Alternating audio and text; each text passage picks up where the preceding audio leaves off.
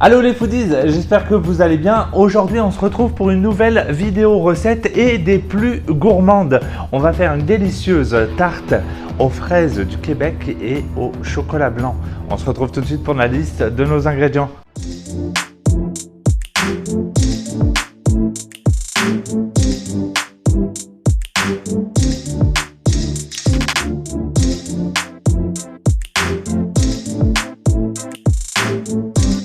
Alors, il va nous falloir tout d'abord pour la préparation de notre pâte. On va avoir 250 g de farine, 125 g de beurre froid.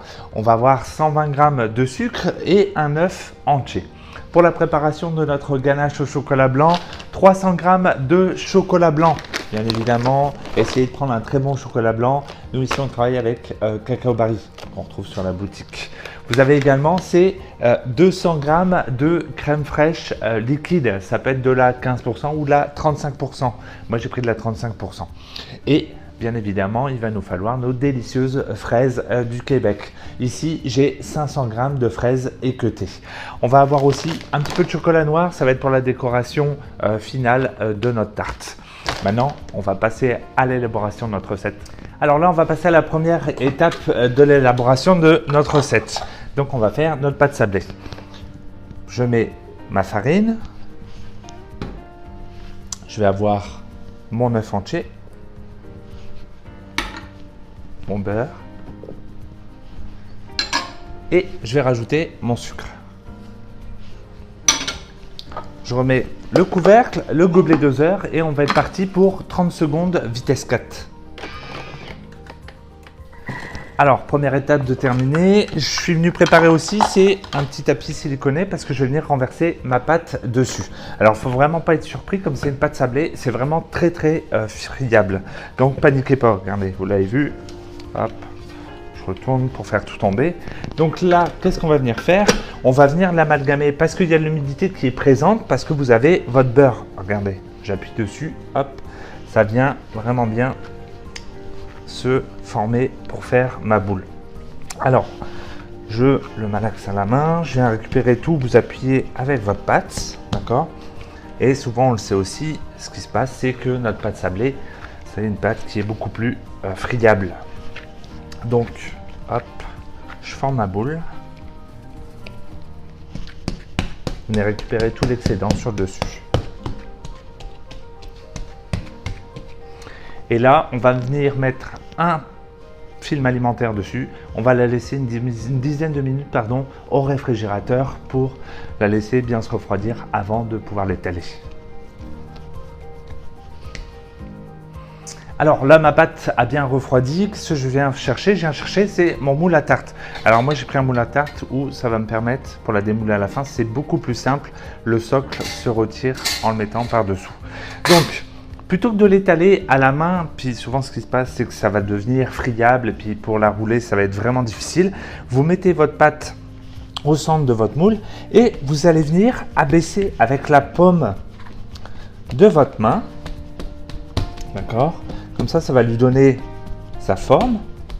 Et bien évidemment, on cherche à creuser légèrement. Comme ça, ça va nous permettre de mettre notre ganache.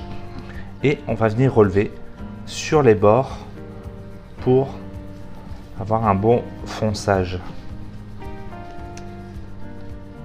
Alors là, j'ai foncé complètement ma pâte. Il y a le bord qui vient à se remettre légèrement à dépasser. Qu'est-ce que je fais? Je prends juste un couteau, puis je vais venir couper légèrement. Comme ça, en fait, ça va me donner quelque chose de net. Et je vais pouvoir retirer l'excédent de ma pâte. Alors, c'est pas perdu, hein. Vous pouvez faire des petits sablés à côté au moment de la cuisson.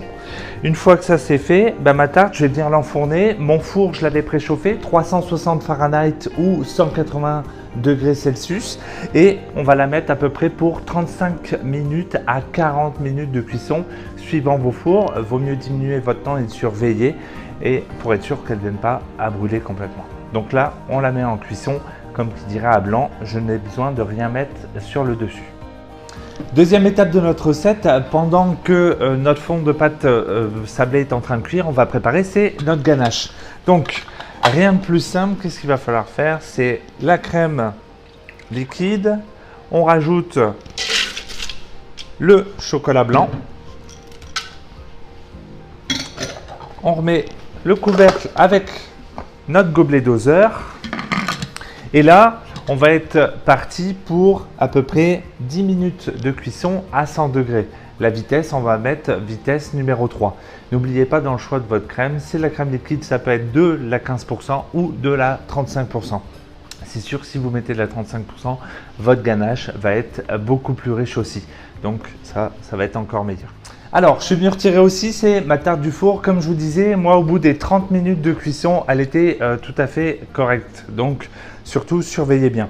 Je l'ai laissé refroidir et là, la ganache vient de se terminer.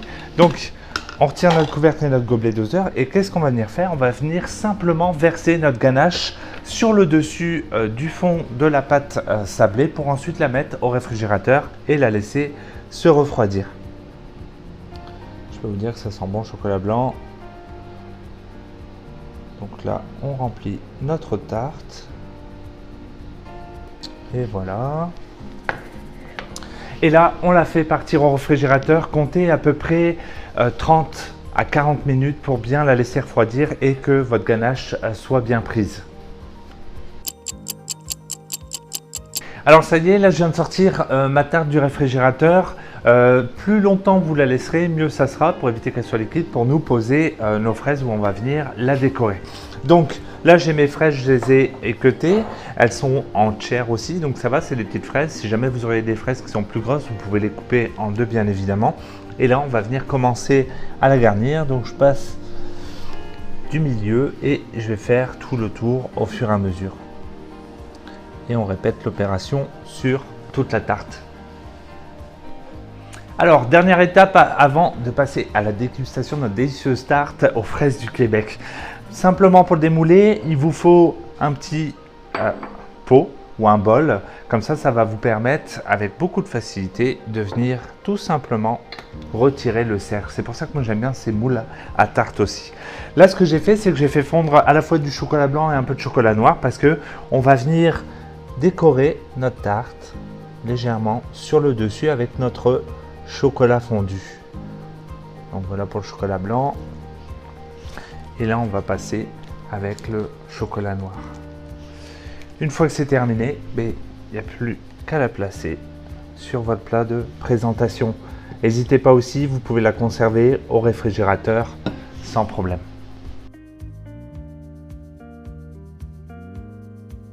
Et voilà, notre tarte aux fraises du Québec et sa ganache au chocolat blanc est terminée.